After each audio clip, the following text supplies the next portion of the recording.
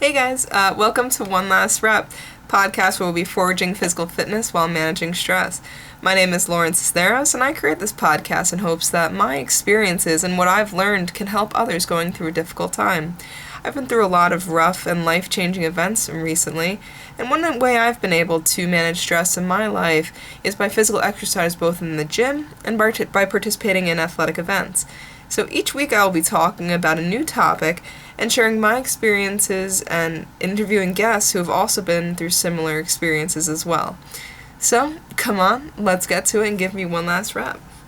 So this week on One Last Rep, our topic is Leave Your Comfort Zone, where I'll be talking about endurance events that I've done, how I've entered this crazy world of endurance events, and the benefit of leaving your comfort zone, and discussing that leaving your comfort zone does not need to be physical. It can be mental, socially, or some other ways as well. So, excuse me, getting over a little cold here. Over the past few years, I've accomplished and completed several endurance events. Obstacle course races, maintain a decent GPA in college, work out on a 5 to 6 day a week basis. You know, typical American dream stuff. Not really. But, a lot of people think that I'm crazy for doing the events that I do, and especially for paying for 5 to 10 miles of physical and mental challenges. But am I really crazy, or is there an actual reason as to why people do these events? According to an article on Forbes.com, endurance athletes tend to be people who seek greater challenges than the average person and like the idea of constantly exploring their mental and physical limits. As endurance runner Dean Karnazes, I can never say his last name, and I'm probably butchering it, and I'm sorry, but the guy that wrote 50/50, the ultramarathon man, I'm sure a lot of you would know, he said that moderation bores me. So, is this just it? Are we bored? I don't think so, not necessarily, but some of us just want to know what it feels like to be pushed to our breaking point. And some of us work out for stress relief and participate in these events to keep exploring what our actual limits are.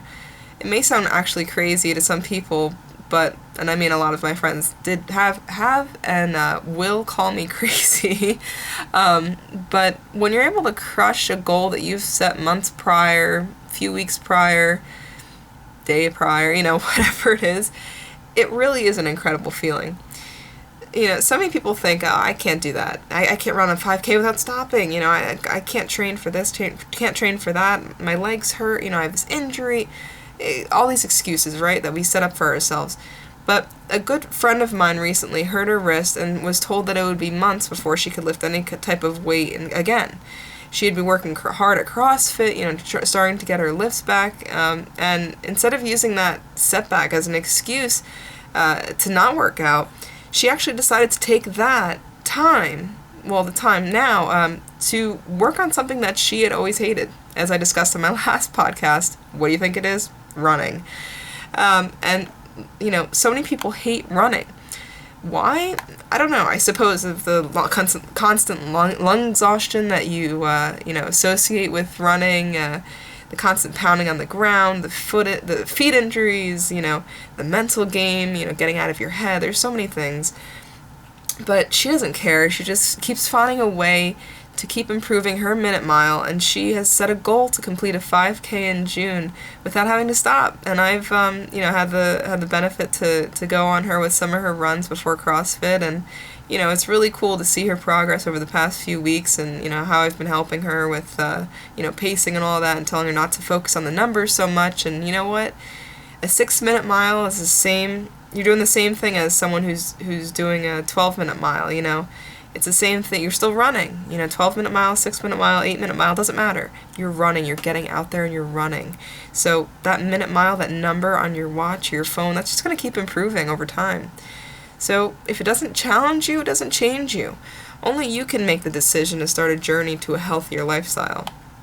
But physical limits are not the only way to leave your comfort zone. Mental limits are just as challenging, if not harder. As I discussed with my first podcast, my best friend passed away in August, and my mother passed away in January.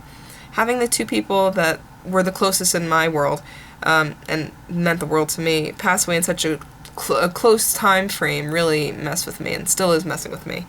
But some of my friends are still asking me, again, as I discussed in my last episode, how I do it.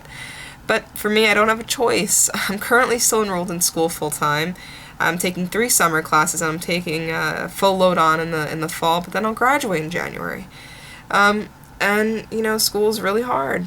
It's really, really hard. This is my hardest semester ever. Not that the classes are that hard, and not that they're not interesting, but the thing is that, having lost my mom and my best friend, it gives you a different perspective when you go to take a test or go to study for an exam. You kind of, I hate to say that I don't care, but you look at it in a different light and you think, what if this is my last day here? Do I really want to spend the time studying for this exam or taking a test? It's really hard to balance schoolwork and, your free time and, other things. It's really hard. But again, it's a mental challenge. You got to push yourself through, and you got to get that mental game strong, Excuse me. But I think this is the hardest semester of my life. I used to be the student at a former school I used to go to called Brookdale Community College in Lincroft, New Jersey, before I started going to Monmouth University in Long Branch, New Jersey. And I used to be the student that had to be on the dean's list. I had to get those straight A's. I remember looking at one of my time hops this morning, and it said, I posted a picture of all my different grades, and one of them was an A-. The others were A's, and I said, darn class for putting me behind to, setting me back for a 4.0 GPA, Really, right now I don't care about that. I just don't care. Honestly, good, a lot of people care about it, and I'm not saying don't try hard in school. Please don't take me wrong. Go to school, do your best. If you can get a 4.0, good for you. That's awesome. Keep going. That's really great. But for me, what I've been through right now, it just doesn't mean as much to me right now. I'm just doing the best that I can do, and I'm hoping I get B's this semester, and that's pretty good for me. But however, since my both best friends have passed away, like I said, test papers and grades, they're all human constructs. Why would you want to stress yourself over a number on a piece of paper? I see far too many students at my school freaking out during finals week, which is now, and this past week, instead of taking a breath and realizing that it could always be worse. Being in school is the biggest mental challenge for me, and every day I fight to keep my head in the game. I'm constantly out of my comfort zone as much as I want to sit down and binge watch some show on Netflix. I know I need to finish school, and I know and want to make my mother and father proud and my family proud as well. But, if you've already graduated school, congratulations, I'm completely envious. But there are still plenty of other mental challenges to push yourself out of your comfort zone, and I guarantee if you keep focusing yourself to do these challenges, the next time you do the task that you once hated, it won't be so bad. And do you have to force yourself to clean the house? Wait till the last minute to pay the bills? Yeah, I know, me too. Try making small goals to see how you feel once you've completed those goals and crush them. For example, set a goal to clean your house 1 time a week instead of waiting until your friends come over and make a comment about the black stuff in the bathroom. That's kind of gross. But once you've accomplished this, start making goals with other things in your life that you want to change. Creating a goal and crushing goals it's such a good feeling that once you start, you want to keep challenging yourself, and without realizing it, you'll be stepping outside of your comfort zone and realize that it really isn't that hard.